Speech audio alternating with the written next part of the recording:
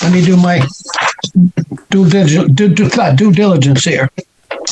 As chair of the Exeter Planning Board, I find that due to the state of emergency declared by the governor as a result of the COVID-19 pandemic, and in accordance with the governor's emergency order number 12, this public body is authorized to meet electronically. On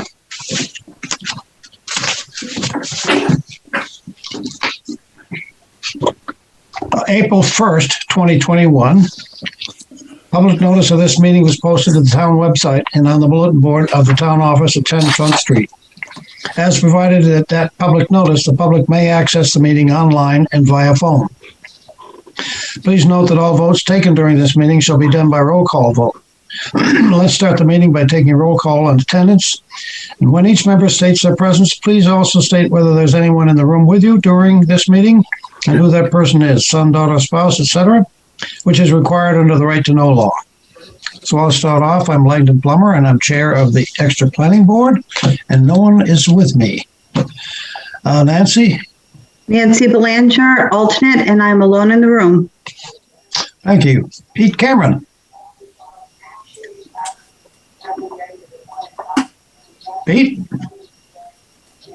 Hello? Did you call me? Yes. Oh, I'm sorry. Pete Cameron, and I'm alone in the room. Okay. Aaron Brown, vice chair. Hear me? Can you hear me? All right. Yes. Aaron Brown, alone in the room. Thank you. Gwen? Gwen English, and I am currently alone in the room, but others may pass through it over the next hour or so. Okay, Mark?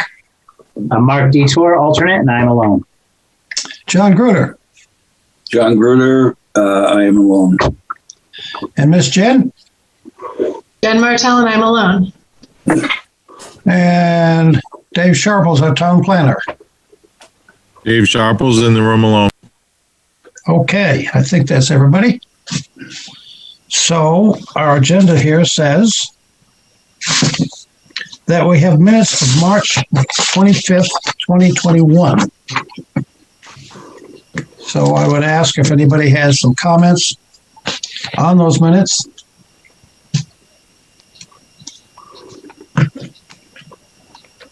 I'm raising my hand. Okay, go ahead, Pete. You're going to shoot me for this one. Okay, come here. Line 52. All right.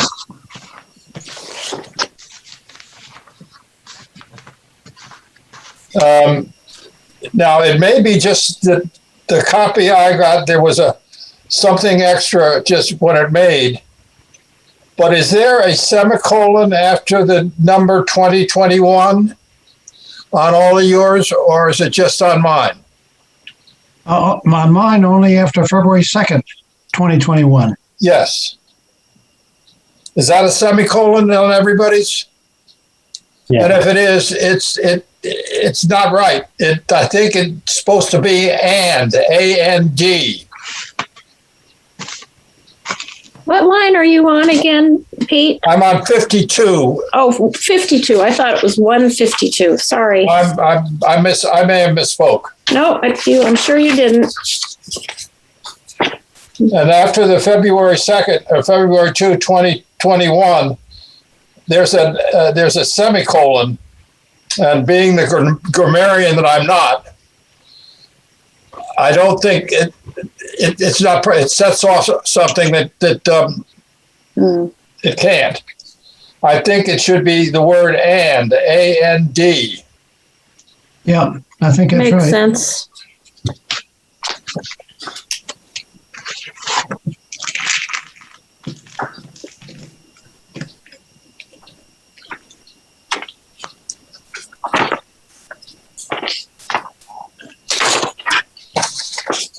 And then I have one other question. Yes. And that's all the way over onto line 242. Take a minute to get there, just a second. Okay. Now, Aaron, you had a good question, and I'm wondering what, if anything, we want to do about that. You want? Is it when we go back 242. 242?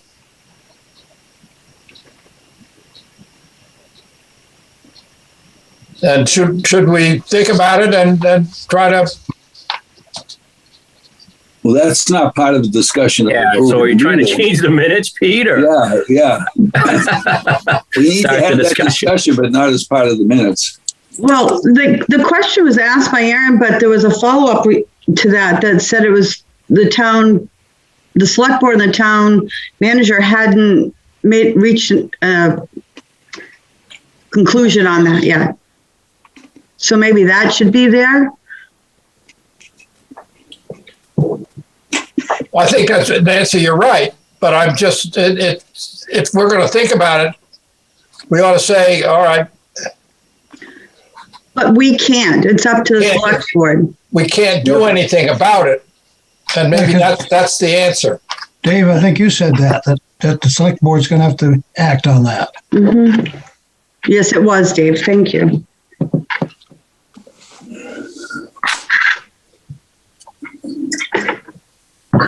Or just add the select board will make that decision? Well, I think it was deeper than that. I mean, I'm good with, the sentence that's there. It's just Okay, a topic that was brought up. I mean, there was other talk about the CDC guidelines, and we're obviously going to look to those and any Yep. emergency order from the governor and et cetera, et cetera. Okay, that's fine. anything else? Those are the only two things that I want to talk about. I have Yeah. one, Mr. Chair, Yes, Gwen. on line 187. Actually, it's 186 and 187. Natural Resource Planner Kristen Murphy asked, and I would put in the word "that" and cross out the "to indicated," and then go right to the 100-foot buffer and prime wetland boundary be indicated. The "to indicated" isn't needed in there, but there needs to be a "that" after Yep. asked. Okay, Did that make sense? yes. Yeah, Okay. And that's all I had. These minutes have been, Daniel, these minutes have been great. they really have. Keep I up the good concur. work. Doing an awesome job. Thank you. So I need a motion to approve as amended. Please. So moved. Also move. Okay, is there a second? I'll second. It's Gwen Gwen. seconded. All right. Let's see. Nancy, we'll have you act on the minutes, please. Okay. Take Molly's place. So let's start with you, Nancy. Aye. Okay. John Gruder, Aye. Jen Martell, Aye. Glenn English, Aye. Pete Cameron, Aye. Aaron Brown, Yes.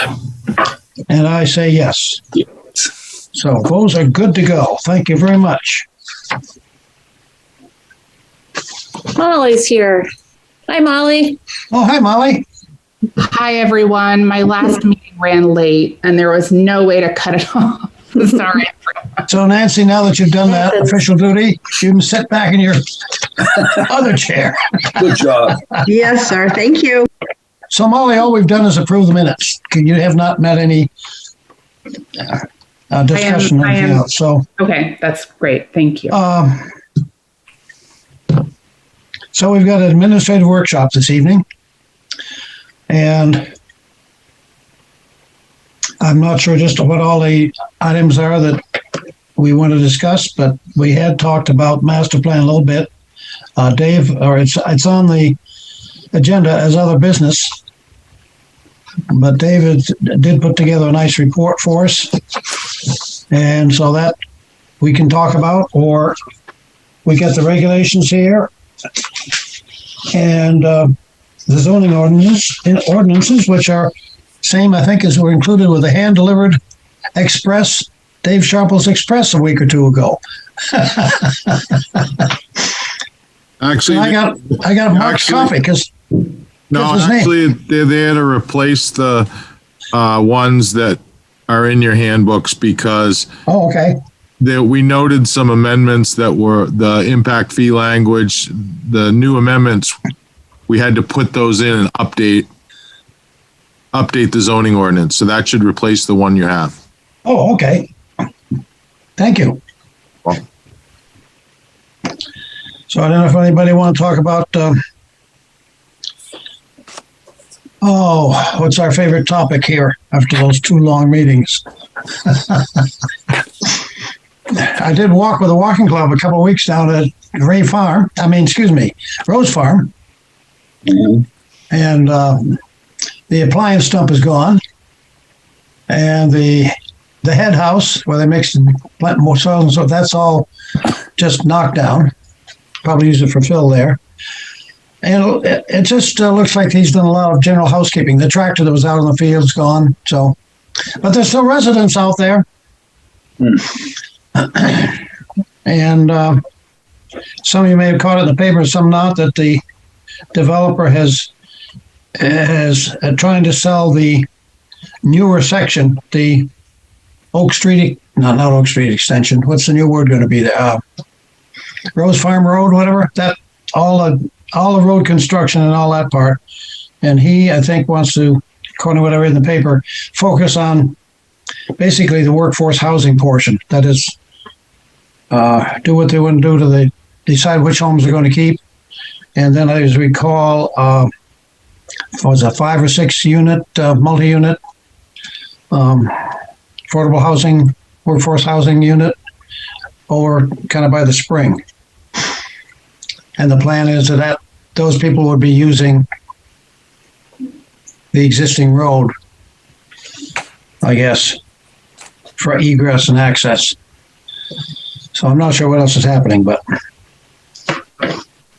anyway. But yield plan is what I was trying to come up with. Didn't know if anybody had any ideas about yield plan. I know we've grumbled a little bit about it, but we never really had the chance to talk about it.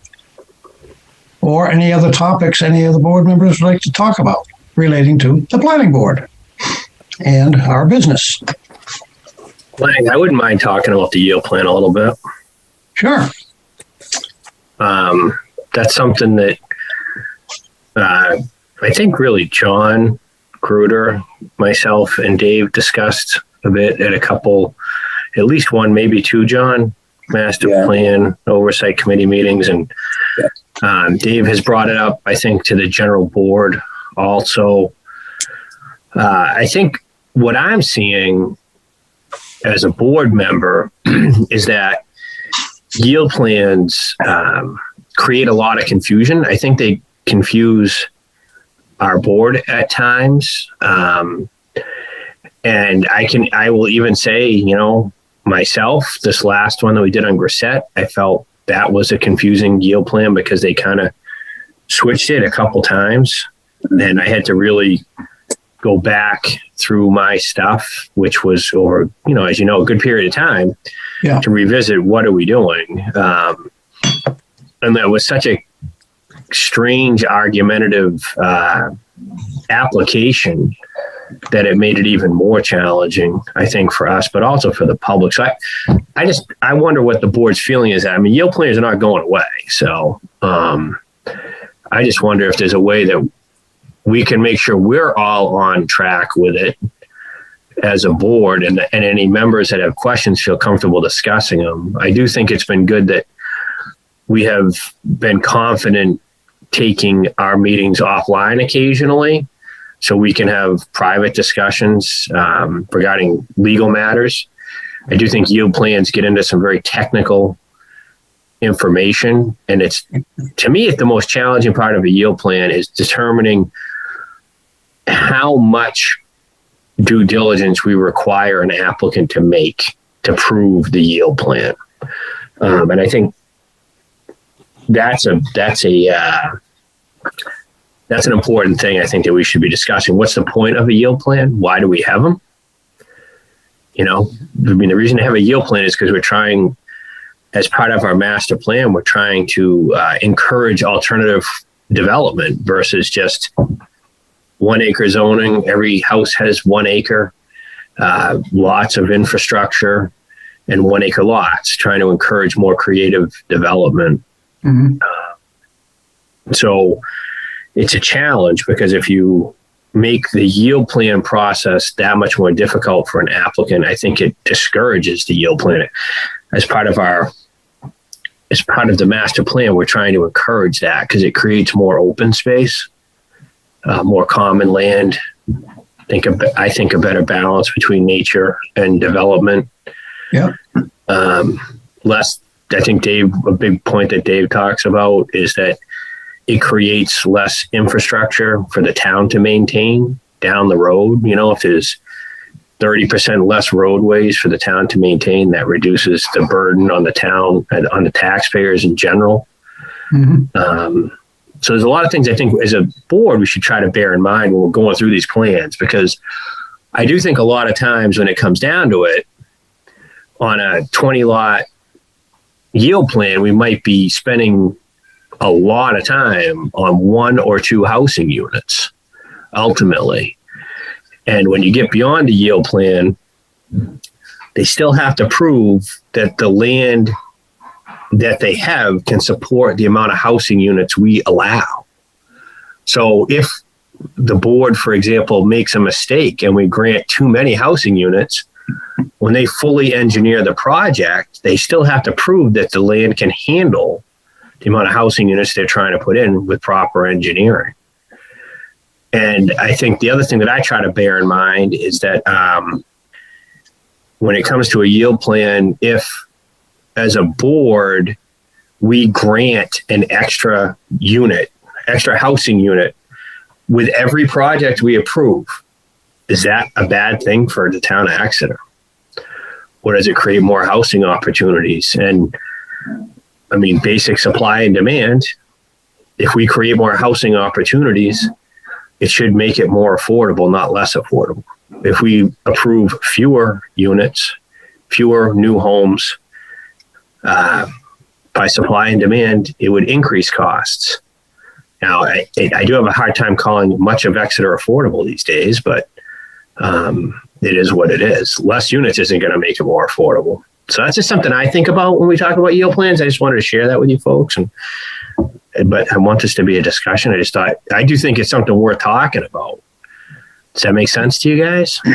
It does. And the length it takes, the thing I think about is how much more are those houses going to cost because of, and up right now with Rose Farm, we had a long yield plan, we had a long approval process. What's it, 3 years in court? Now they're going to start maybe doing something. What would those houses have cost? And what are they going to cost? Maybe that's not our worry, but that bugs me at times. But is there any way we can speed the process up, yet still, be thorough? Is there a set of 6 criteria that'll help narrow it down? I don't know. How are we going to get a hold of this elephant? I mean, I think one of the challenges too, Lang, is we, as a board, I think we do a fantastic job of hearing abutters and concerned citizens. But also at times, I mean, I'm not sure how long I've been on this board. I think it's 6 years. I have yet to have an abutter, at least maybe, correct me if I'm wrong, but I can't remember an abutter during that time period coming to one of our meetings and being excited about the project coming in and wanting there to be more units, not fewer. Right. So at some point, you got to realize a lot of it, I mean, it gets cumbersome because it's almost like not in my backyard. is at least 80% of the dialogue that we receive is the same dialogue, just different people and a different project and a different number. So exactly, same thing. You can, I think, and Glenn, you do a wonderful job, I think, of giving people the opportunity to be heard. But I think we have to also balance that, because it almost becomes like a filibuster. Yes. And that's government gone wrong when it's a filibuster style. And, I just hope we can do better than that, and I don't know if the answer is education with the public, or discussing, repeatedly as a group what the yield plan is about, that it's not the full project, that it really is just a starting point. And we're trying to determine a reasonable amount of units, give or take a couple. I mean, I have a hard time thinking that the people that have bought the Grissett project, and tell me if you guys think I'm crazy, but do they really care if there's 20 or 18 housing units next to them, or do they really just want none? What's the difference? To me, if there's a neighborhood next to me, there's a neighborhood next to me. If there's 18 homes or 20, am I really going to know the difference? But we spent a lot of energy and a lot of time and cost on that level of a debate. 10% on most projects. I think we spent a lot of time on that 10%. Yeah. And I think we're missing the forest for the trees sometimes, where we get bogged down in that type of stuff, where, to me, there's things we could do a better job at. Because I think there's a lot of talent on our board, frankly. Yeah. Mark.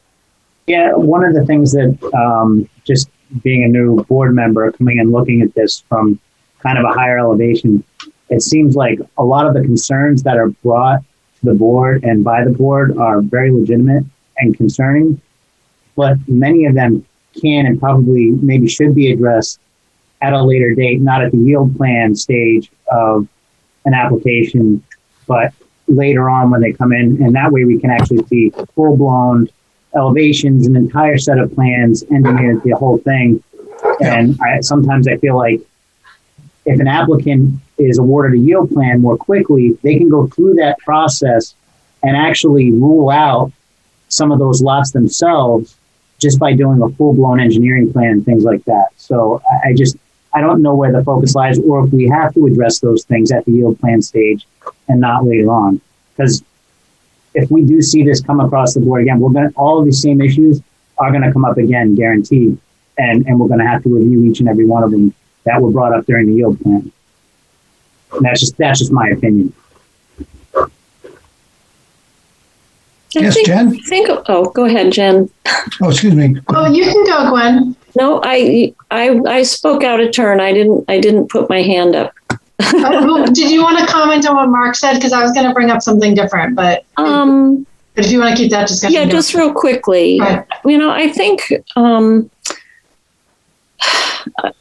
I think developers, and I'm just speaking from seeing what has happened over the years when developers have come in with a project, but I think developers come in with a plan and probably more often than not know that they have properties that are fringe properties, know that they have numbers that are probably going to get whittled down. And I just think that's part of our job, is to, scrutinize these. I mean, we're here to protect the environment. We're here to protect the neighbors. And I think for us to, and I'm probably the guilty one for, sinking my teeth into a particular lot that I don't like and not wanting to give up on it because I just think it's an unreasonable piece of property. I think it has issues that probably would make it undevelopable in many regards, but I mean, could it be done? Yes, but it sort of doesn't make sense. And I just think that's part of our job to scrutinize these and look at the lots and see where the pitfalls might be. And if we, have to fight a little bit to whittle the numbers down by a few houses, I think that's fine. I think I think that's what the neighbors expect us to do. I think, they're out there doing their homework. They're maybe hiring engineers and hiring attorneys. And I just think I think it's important to pay attention to what's being presented and scrutinize it. And I know it takes time. I know some of these projects have really gone far longer than we would have liked to see, but these like the Rose Farm, that's going to impact a lot of people. And if we didn't do the work we did, I think some people would think we didn't do enough. I don't necessarily agree with that, but I just think it's an important task that we've been given, and we need to hear what neighbors have to say and ask them to do their best not to be repetitive. And I think Rose Farm was pretty good about that. I think maybe the attorneys might have repeated themselves more than they needed to, but I think the neighbors respected our time. And I think the same with the Grisette project. I think for the most part, they honored our wishes to kind of keep things simple and make a point and don't have the next person get up and make the same point again. Or they had, I'll say, a spokesperson for. Right. Yeah. Right. So that's all I have for the moment. Okay. Thank you, Lang. Yes. All right, Jen, you're up. The second you said that, my picture moved and I couldn't find myself to unmute. So what I was going to mention, I wasn't really here I was here like right at the tail end of the yield plan. I think that was my first meeting was when we voted on the yield plan for Rose Farm. So I kind of missed that process. But thank goodness. Can I just jump in? I just jump in? And I'd suggest we talk in general terms, the ordinances and so forth. And I don't think there's really a need or you should talk about any, pending prior applications. It's good to just stay in a general. We've had enough problems with the yield plan and multiple applications. But I would just suggest that. Okay. Yeah, I think I'll definitely keep that in mind. I was just mentioning that because my only experience really was with this most recent one. But what I noticed becomes tricky is, it wasn't, I guess I would agree with Gwen that I appreciate the process and I appreciate thinking through and being able to discuss it and really thinking about whether this, parcel is appropriate and feasible for this site, or this number of parcels is appropriate and feasible. And that requires, looking at it and discussing it and hearing from the applicant and hearing from the neighbors and discussing it amongst ourselves. I think where it becomes tedious is where there are legal arguments that are either a result of our own regulations being nebulous, and, not to speak too specifically, but there was the language in our,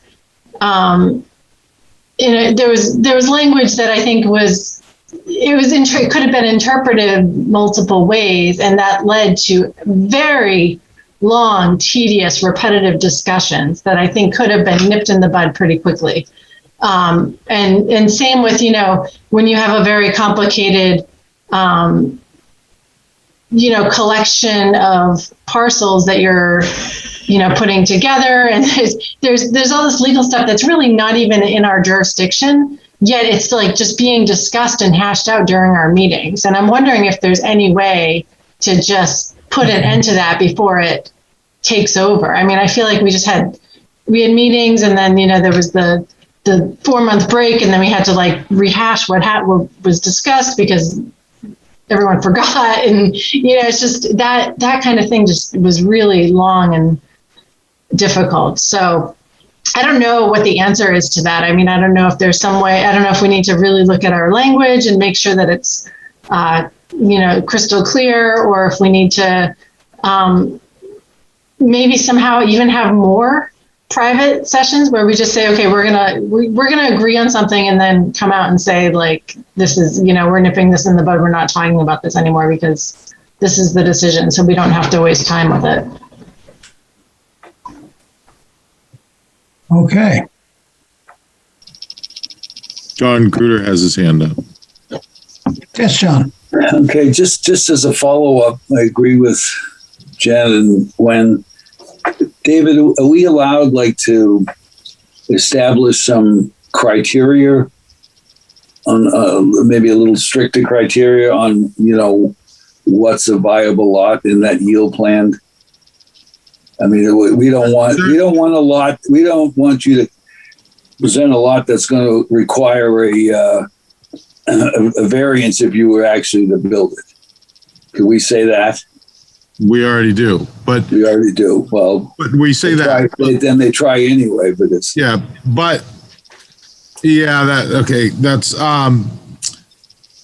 the best way to approach this is if what I'm hearing is if you're unsatisfied with the language and you want to make it clearer, then you make it clearer. You come up with a draft.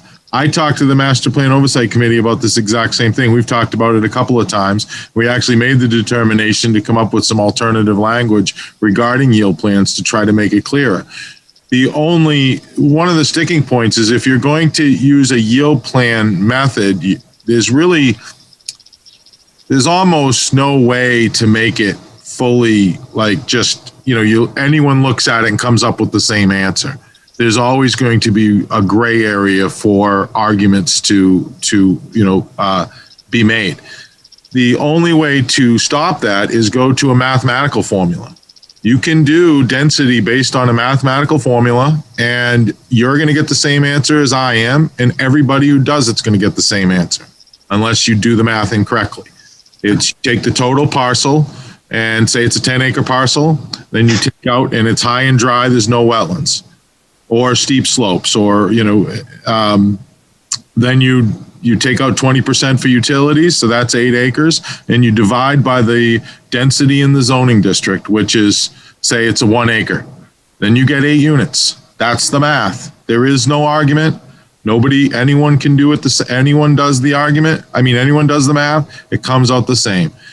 So that is an option. We're working. I'm not saying there are pros and cons to that option as well. But we were discussing it. We started that discussion at the Master Plan Oversight Committee. And when we come to something, some options, when we formulate a couple of different options, we discuss it at the full board, or we can just discuss it at future meetings at the full board and continue to have workshops on this very topic. That's what I'd suggest moving forward if you're unsatisfied with the language. And while you're at it, I would probably, I was talking to Kristen, the natural resource planner today as well. And I think we could improve on our open space development ordinance as well as a potential zoning amendment for the following year, for next year's warrant article. Because there's some things in there that the open space development, once you have the density, it's all about flexibility. And there is some issues with flexibility in that ordinance. We have setbacks, 25-foot setbacks in an open space development. I don't know if I've ever heard that, but we have that. We say it's flexible, but then we say 25 feet between buildings. They have to be spread 25 feet apart. They need to be in all these setbacks, and then there is no flexibility. Kind of you say, so I would say in addition to the yield plan language, also look at the open space development, which is all part of it.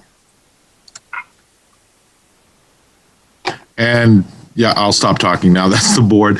And Gwen English, John, and Nancy have their hands up. And Pete Cameron does too. Pete, go ahead. Well, no, I'll follow everybody. It's all right. Well, all right. Right now, the 3 words that are there, they are all subjective. And once you have subjective words, it's viable, feasible, and I forget what the third one is. Oh, yes. But those are the difference between subjective and objective words. And as long as you have the element of subjective words in there, excuse me, you've opened, things remain open. And if what we're talking about here is trying to short circuit or shortcut, then those words will have to go because they're able to be interpreted differently. I remember going back to the Rose Farm, where at one point we were voting, and I had made a statement that for a particular word, and I can't remember which one it was, but you could go either way on that particular word. As you want to, any subjective words, you can have latitude. And if we're going to go and make it potentially or to keep flexibility, and you try to make it too objective, those may not be consistent applications. So that's what I've been thinking about as we've been talking here. The Rose Farm was unique in so many ways, but if I recall, we spent a fair amount of time hung up on the word, the three words, the operative words. Does anyone else recall that, or am I thinking of? No, you're right, Pete. Viable, feasible, reasonable. I can't remember what they were. I can't remember which one, but we spent a large amount of time worrying those words. And they've come up in other projects. Yep. Gwen, you're next. Kind of going back to what Dave just talked about, it would be interesting to see how the mathematical formula would play out in some of the projects that we've done. And would the number be kind of an average number generally, or does it tend to run higher or lower? I mean, it would be fun to do that on, maybe fun isn't the right word because I'm not the one who would be figuring it out, but it would be interesting to see how the numbers relate to our current, the numbers that come out of our current formula. That's a great question. And we did, I started that, and we did that in the Master Plan Oversight Committee. We took a couple of, parcels that have already been done. And we did the math on them, and it depends on how you structure the equation, because how much wetlands do you count for? Do you allow 30% of the wetlands to be counted toward minimum lot area? Do you take it all out? So you can change, it depends on, you can. On the formula. But you're never going to get it. It's never going to match up 1-to-1 with a yield plan. It's like if you go the yield plan route, you're always going to get the same in the mathematical formula. It just doesn't work out that way, because different lots with different characteristics. Generally, you're going to get a little bit of higher number on lots with just a lot of pocket upland, like and inaccessible upland, say very in the back. If it has like a lot of land, then you might get the advantage of that you might not even be able to get to, or something like that, and get a little bit higher number than you would on the yield plan. But it's not that much. It's not that far off. So, and then they have to prove that they can fit it on where they're proposing and engineer it as such. So it's not a bad way to go, but we're discussing it, and happy to have anyone join us on the next Master Plan Oversight Committee meeting, because we'll be diving further into those numbers. Okay. Nancy. Yeah, I just want to follow up with Dave on that same topic. You said there were pros and cons. Is this not a great time to elaborate on a few of those, or should I go to the mathematical equation?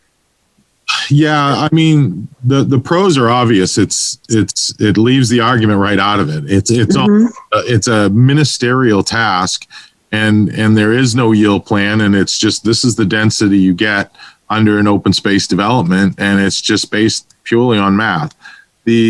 The cons can be what I just talked about with Gwen, and about the numbers.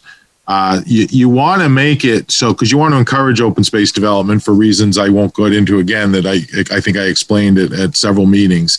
Yeah. These type of developments are something we want. So if you don't want to make the math so restrictive that people will be like, hey, this math says 12 units. I can get 16 on a conventional design. I'm going to go under a conventional design. So they're not going to go under the open space development because the math doesn't give them the density that they would get under a conventional package.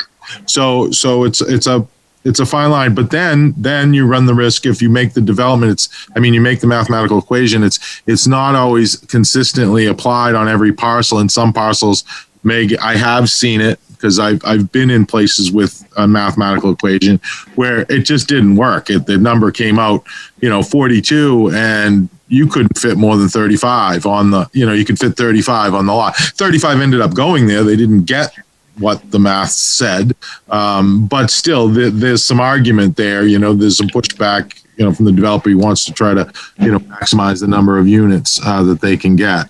So those are those are a couple of the cons. Thank you.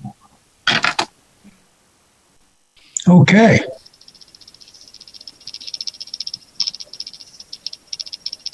Be interesting to see the. Oh, but overall, it does minimize it makes it a much simpler process. It does, and it must save time for the developer too, and money. Not that that's our problem, but if it helps to expedite the process in a manner that we're happy with, then we need to take a look at that.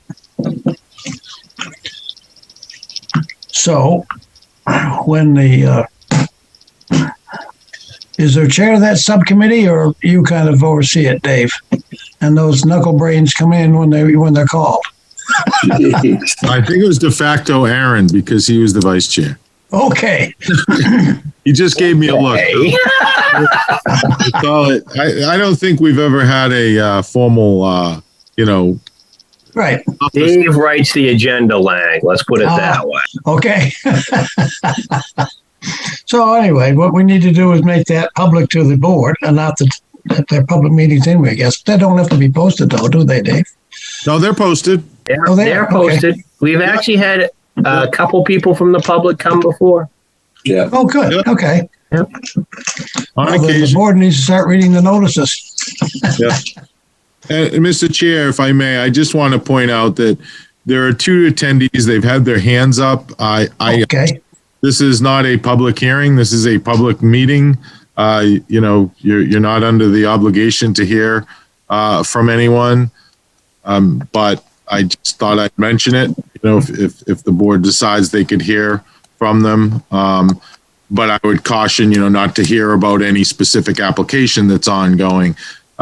Like the board, and keep it, general statements. If they are, but I just wanted to point that out. Thank you. Anybody on the board have a problem having the public speak? Again, not about a specific case, but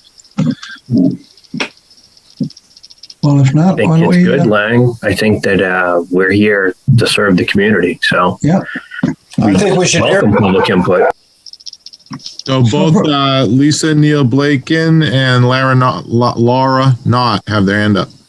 Okay. Who can come in first?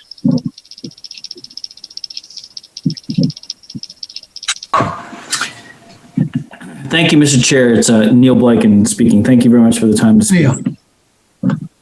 First, thank you all for your service to the town. I know how hard this can be. I really appreciate your time. To address Mr. about the number of units that a yield plan can yield, we do. We care a lot about it. It isn't arbitrary. It isn't a matter of 20 or nothing. We are generally actually pro-development. Just speaking generally now, not to a specific case. And to be candid, we care a lot about the number of houses because we live here. Because this has great meaning to us and our families, and the single most important investment we've ever made, our homes. Second, we expect the planning board to be the dispassionate arbiters of town policy. We expect you to look at the facts coldly and calmly, and simply dispense justice, if you will, because the zoning board and the planning board have enormous power, and what you do really matters. And to be candid, there is a consensus among people that I've spoken with that there is a dismissive attitude toward the concerns of abutters and neighbors among the planning board. Third, making policy decisions, as was alluded to earlier, in a non-public forum is unlawful. And I would just urge caution about long sessions in non-public, having been on a town board that had non-public sessions, because at a minimum, it raises questions about the integrity of the process. Thank you, sir, for your time. Thank you for the time. Thank you for your comments. May I just, Yes, Dave. Yep. respond to one thing? I mean, I've been involved in every non-public session of the board, and every time we go into one, we vote on it. We identify the state law provision that we're going under, and when we're in it, we stick only to that topic. And if we as long as we stick to that topic, they can be as long as they need to be. We're not formulating policy. That is something that, in zoning amendments and discussions like this, that's something we do need to do in public. Thank you. And Mr. Chair? Yes. I'd also add to that I appreciate the comment that was made, but when we've gone into public session, it's generally, in my memory, it's been to discuss a legal issue that is under client attorney. It's a client attorney privilege. I don't know if I've termed that correctly, but it's something that can't be discussed in public. So I think if there is fear on the part of the public that we are doing things behind the scenes that maybe we shouldn't be doing, it's kind of under the umbrella of a legal issue that shouldn't be talked about on camera in front of the public. I can't remember when we've gone into non-public session really to talk about anything that isn't a legal issue, but maybe we have. I can't think of one. I don't think so. Off the top of my head. I agree, Gwen. I think it's always been very technical, legal questions. And we've been discouraged to talk about anything but that. And Right. We're very good about that. Yeah. He's 100% right on that. Because we Dave do always take that seriously. clarifies that at the outset, and sometimes we do a good job policing ourselves when somebody gets off a little bit sideways. So we get back on track immediately. Yeah. Pete Cameron, you had a Pete? Well, Cameron? Yeah. The reason for going into, and I'll call it executive session, is to discuss legal matters. And all of the ones since I've been on the board that we have discussed have been focusing on advice that we have requested from town council. We don't focus on anything other than what advice has been given to us, which is unique to the particular advice we've asked. It's not a general session to discuss anything other than the advice we've sought. And I feel very strongly about that because I happen to, at one point in time, have been a lawyer.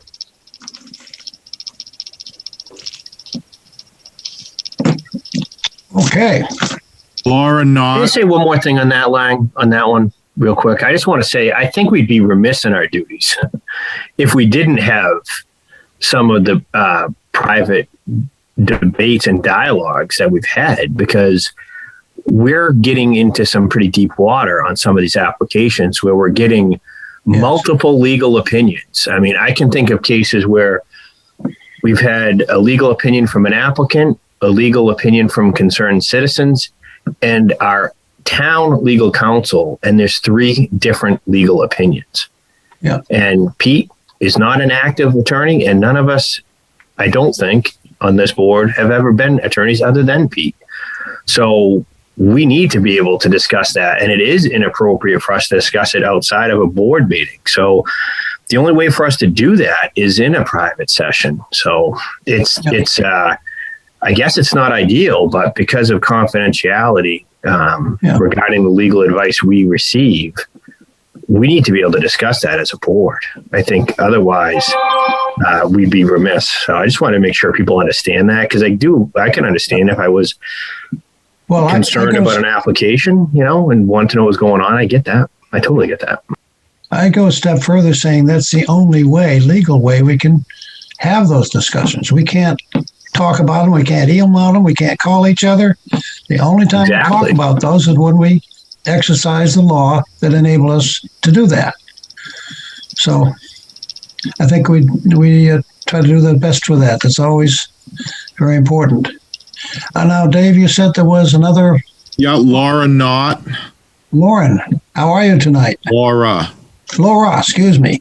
Hi, thank you for letting me chat in this forum. I appreciate you guys taking this under your consideration, because I think you, as we have seen it as a frustrating issue, the yield plan consideration. So in terms of the legal issues, I did want to say, from my perspective, really the board's uncertainty and lack of clarity around what the zoning ordinances and the site plan rules and regulations state is really what encourages those lawsuits, or not necessarily lawsuits, but the bringing in of lawyers.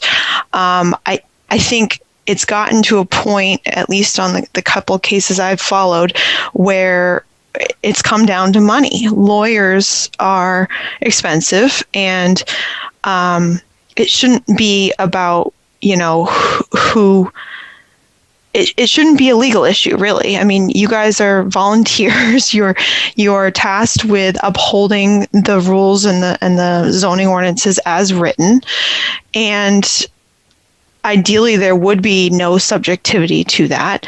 I understand you're trying to kind of walk a line between what the rules state and what the developer would like and what the developer is going to push for, because of course developers are going to push for as many houses as they can get, because that's how they make money.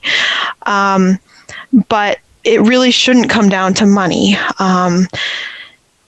Although you're not elected and you're appointed officials, and you're appointed to your posts, you are representing the town of Exeter.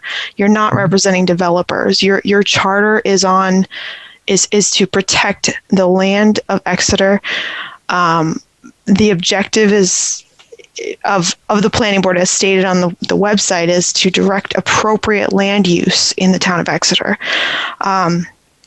That has nothing to do with expediency or cost for the developer to prove that these lots are developable or that these lots are feasible. I mean, I understand those are subjective terms, but honestly, who cares about the cost? It's not about the cost. It's about developing this land in appropriate manners in accordance with how Exeter wants to develop the land. And what I'm seeing is that it seems to be very pro-development in terms of, and by no way am I anti-development. I do want to say that. I mean, I agree. We need development in town. We need appropriate use of the land that we have available, and we need to develop it in the way that's coherent with how the town is moving forward. But I do see these open space developments and these, I guess, yield plans that lead into an open space development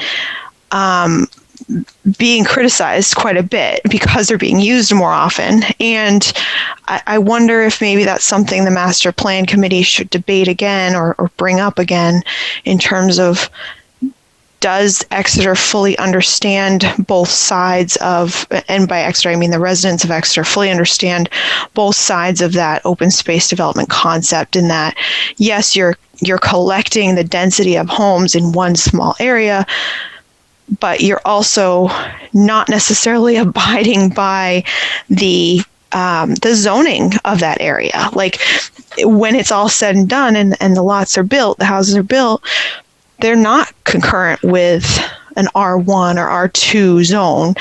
They're concurrent with, a much denser zone. And so I think that's where people are confused, and this on a grander scheme, it takes a lot of education for people to understand what an open space development is, what the benefits are, and then also be responsible about how to implement open space developments, because 20 versus 18 homes is not a big difference, right? But 6 versus 18 homes is a huge difference. So that's where I think people thought, oh, okay, 6 homes, that's not that bad. It's 6 acres of land, whatever. No, it's going to be 18, or it's going to be however many, right? So in this small section of property. And so I think that's where people maybe either... I think we need to be, I think we need to be careful here. It's kind of obvious what is being discussed, like some number of units, and I'm a little uncomfortable. We don't want to start talking about an application here. And it seems to me we are. I understand, Laura, what you're saying, but please, let's be more general. It's the planning board cannot discuss a pending application that is not on this agenda tonight. I understand. Okay. The purpose of a yield plan is to generate a density of homes. So I think the language around that needs to be very clear. The planning board needs to fully understand that language and how to interpret it, and needs to ensure that there's not necessarily no loopholes. I think loopholes are really hard to avoid because somebody's always going to find them. But I think be careful about how loopholes are used. And that's really what you guys are charged with, is being the really the only force that protects the interests of the residents of Exeter and the land of Exeter. Mm-hmm. So Gwen's statement about that earlier was really critical to me, in that, the planning board's role is to protect the neighbors and the environment. It's not necessarily, and you're the only board besides the zoning board charged with doing this. So I really appreciate you guys considering this and considering the language that's in your ordinances and how you address these issues, because I do think this is something worth discussing. So thank you for taking the time of that. Thank you, Laura. Okay. Mr. Chair. Oh, yes, Gwen. Hand up, hand down. Where am I? Sorry. So Dave did a great presentation at a previous meeting talking about the pros and cons, mainly pros of doing a yield plan. And is something like that, the information from that, the diagram that you used from that, would that be something? I mean, I don't want our site regs and our zoning regs to be like the the Holy Bible, and I'm thinking of big books, thick books that have lots of words in them. Would it be too much to include something like that in our regs, just to give people a better sense for what a yield plan is about? And or should we, before we step foot into a yield plan project, should we do that exercise so that everybody is clear about what the benefits of a yield plan are, what the pros and cons are, maybe? I think that was, it struck me that struck a chord with everybody. in the public and on the board. I think that clarified a lot of issues that people were not too sure about. And I think it didn't take very long, but it was a really worthwhile exercise.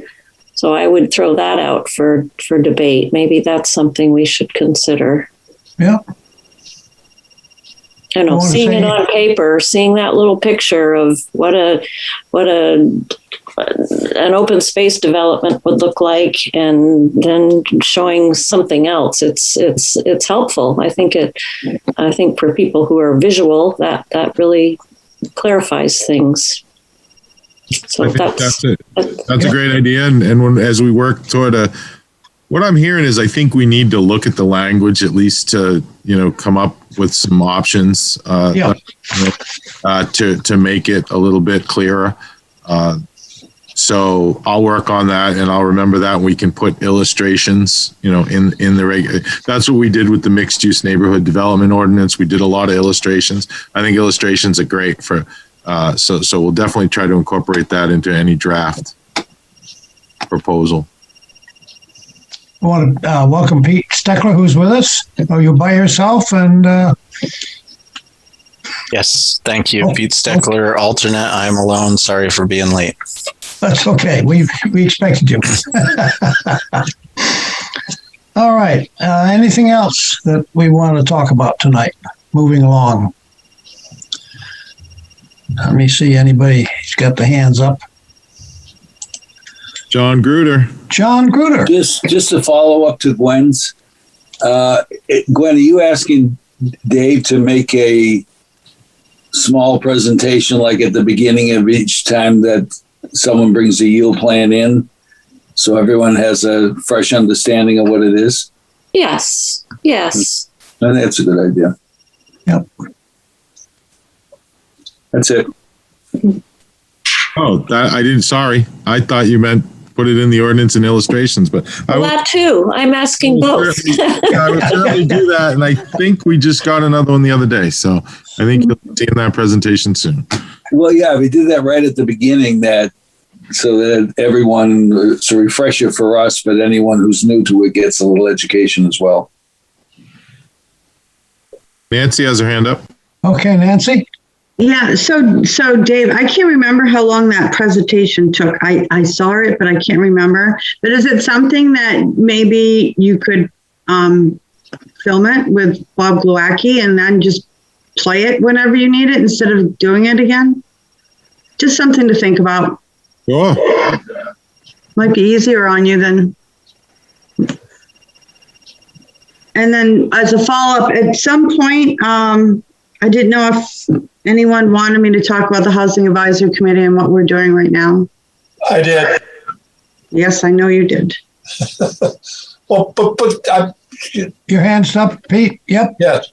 I'll get back to Nancy in a minute. Before we leave this subject, I think we need to be very careful.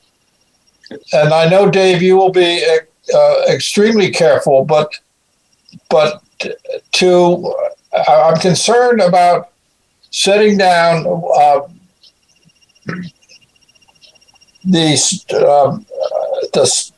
call it the structure that we would consider any yield plan. I'm a little troubled with that because this is somehow could be viewed as prejudging.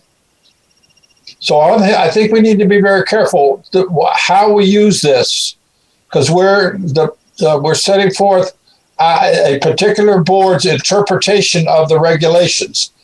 A board 5 years ago or 5 years from now might have had a different understanding. So I'm a little troubled here, but that's okay. I think we need to talk some more about exactly what we're going to do with this. Understood, Pete.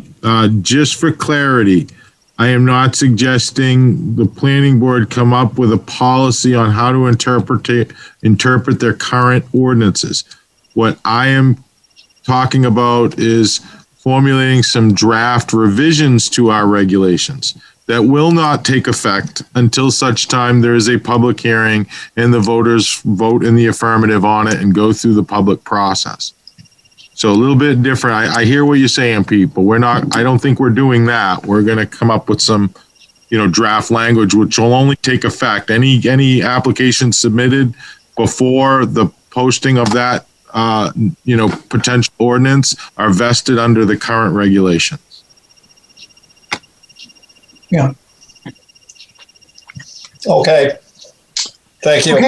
Okay. I'm going to give the floor to Nancy so she can tell us about housing. Nancy? Okay. So,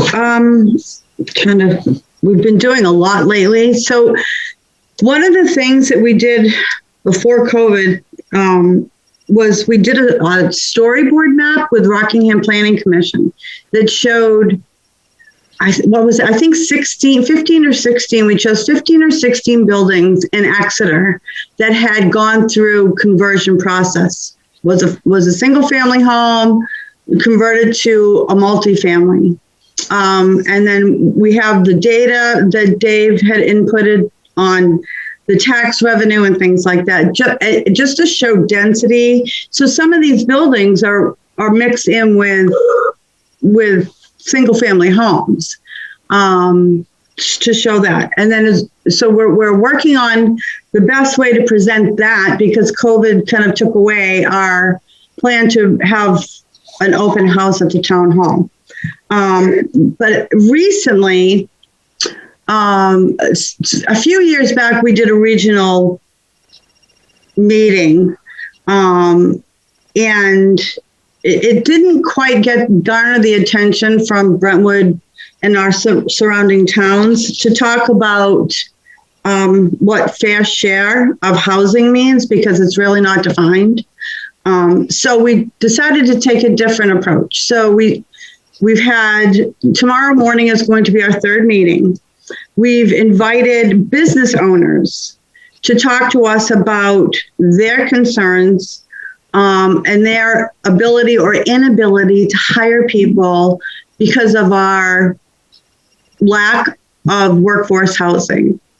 And the idea is we started with Exeter because that's our focus, but we're also inviting businesses from Brentwood, from Hampton, from Stratham, to have this conversation with us. And the idea is to keep going up a level, to ultimately, hopefully, have it become a state conversation, because regulations and things need to sometimes come from the legislation process. So as of now, we've had representatives of Sig Sauer, Osram, Exeter Hospital, Riverwood. Let me get there. Cambridge Bank, Los Olas, and they've all really kind of told us the same thing. They're having a very difficult time hiring. They've hired people, and people have passed on the job after accepting it because they couldn't afford housing here in the Seacoast area.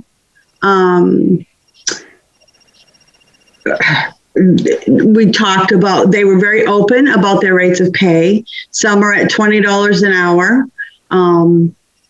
So it's a conversation to try to point out that affordable housing or workforce housing isn't just about the housing aspect. It also includes our businesses. If they can't afford to stay here because they don't have the help to run their businesses, one particular business that's been in Exeter for many years said, if something doesn't change, then one of their options would be to move out of our area. So that's what Pete wanted me to update you on. I think, yes. I'm the planning board representative on that particular, and I call it almost a study group rather than a committee. And I think that what is emerging from this is something that planning is going to have to address. And that's why I thought it was important that the board get a little better appreciation of what's currently going on, because I think the time to act is maybe too strong a word, but this has to be addressed. And it's I think seriously impacting Exeter. And I guess I encourage the other members of the board to give some more thought to this this concept of how to address with planning the need for affordable housing. Nancy, I think you did fine. I just had to add that. No, that was great. I'm glad you did. And so I want to make sure people understand too that yes, our focus is Exeter, but this is a regional issue too. Exeter does we have an eclectic inventory, if you will, but it's limited. So it is affecting our businesses. And the idea for the regional conversation is to try to help or get other neighboring towns to maybe see and understand it when they're hearing from the businesses directly. This isn't just data. This isn't just numbers. These are stories behind the issue. So that's what we're hoping to, just have the conversation and see where it can go. Thank you, Pete. Dave, what's our latest thing with Lincoln Street and downtown Exeter? We passed that a year ago? Yes, in March of 2020. And it's, as I recall, it's hopefully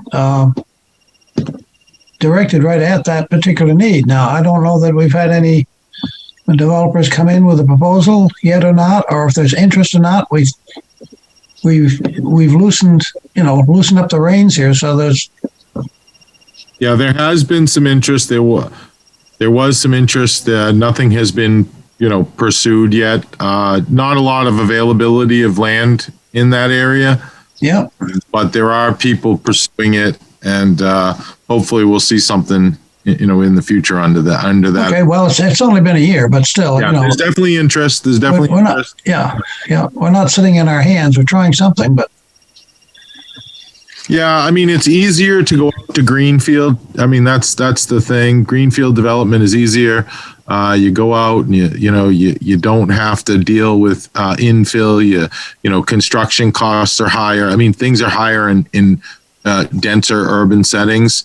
But to me, from a fiscal standpoint, environmental I think I've said that here and multiple times at the hack too.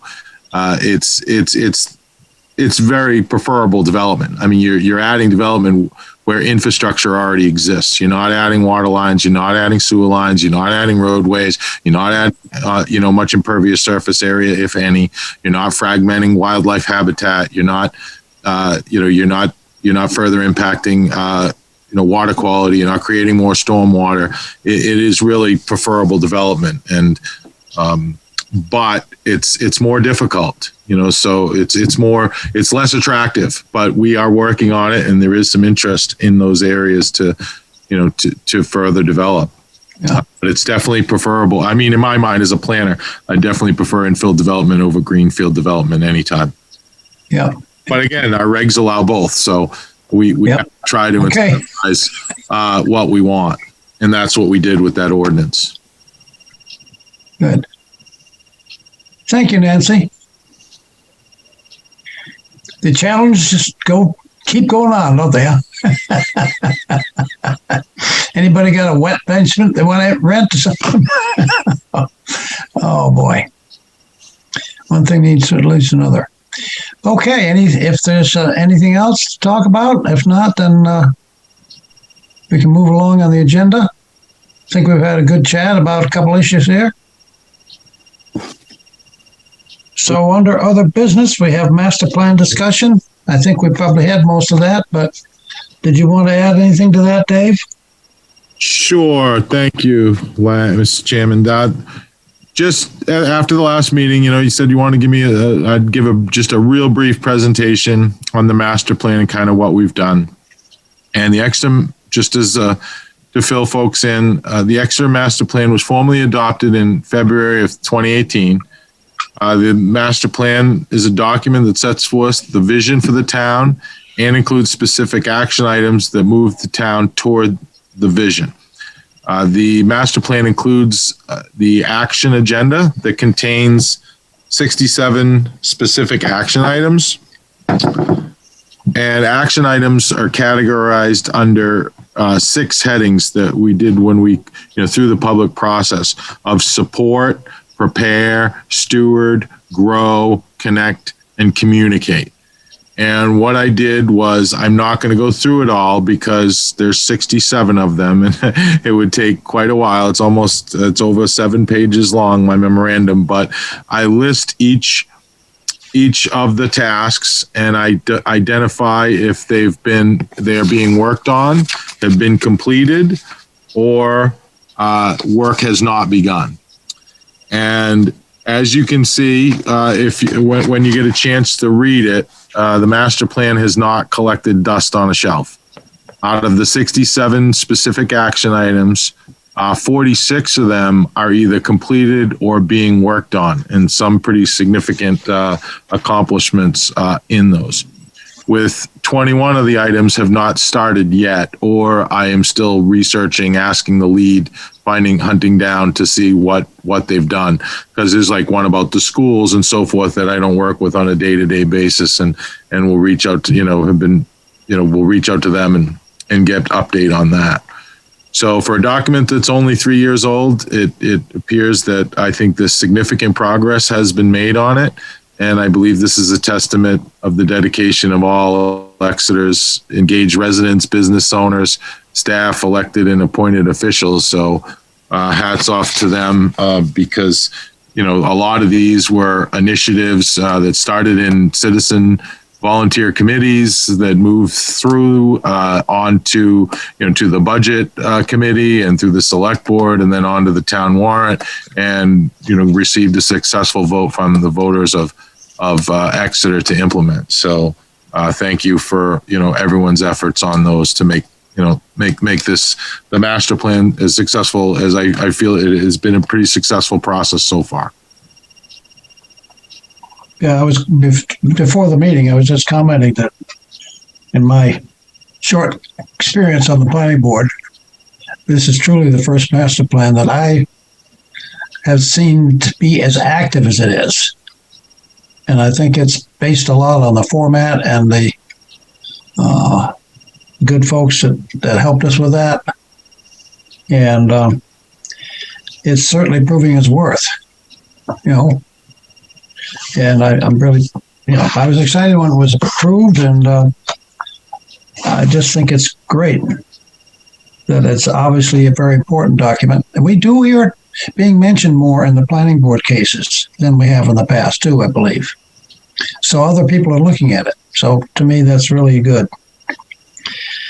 Okay, field modifications. Do you get out with all, Dave? None requested. None requested, okay. And there's no bonds or letters of credit reductions or releases you've been doing? Nope. Okay. Mr. Chair, can I ask a quick question? Of course. I'm sorry. I'm chatting away and I realized I was on mute.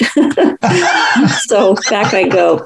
I didn't get this report on the master plan until late this afternoon, so I haven't read it, but it seems that when citizens get involved with these master plan projects and go to visioning sessions, I think they have a vested interest in it and really want to see what progress we're making. Is it possible? Is this document in a state that could be put online or put somewhere so that people can look at it and say, "Wow, this is something that I was concerned about. I recommended this particular action item, and now it's great to see that it's being worked on or it's already been done." Where is there a place where that could be done so that people can look at it and know that their efforts have not fallen by the wayside? Absolutely. I was thinking of already I sent it to you electronically, but I'd put it in your packets next time. So it would be on the packet on the website. Also thinking about possibly going and giving it to the select board, and then I'll put it on our town website in various spots. I don't usually, some people might help to push it out if someone wants to help, like, communications advisory committee or something, because I'm not on the social media. So if someone wants to help with that, but I can put it out to, the planning board packets, do a presentation to the select board, and also put it on our town website. Is the master plan, where is the master plan on the website? Is it somewhere on our town website? Yeah. Could it go like tie in with that maybe? Oh yeah. No, I'll put it on there. Be an agenda, an amendment to that? Yeah. Yeah. I mean, it doesn't get a ton of traffic because it's a static website, and when people go on the town website, they're usually looking for some specific information. Yeah.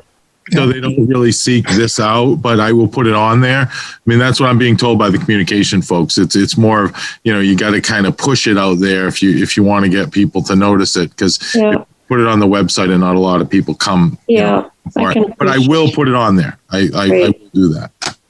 This was a lot of work. Thank you. The pages kept coming out of the printer. I couldn't believe it.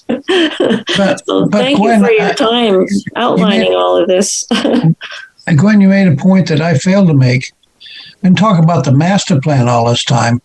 It really was part of it's the whole process we went through, and the group and the interactive sessions that happened. So I guess, as I say, master plan, it's all the steps we went through to get to the final product.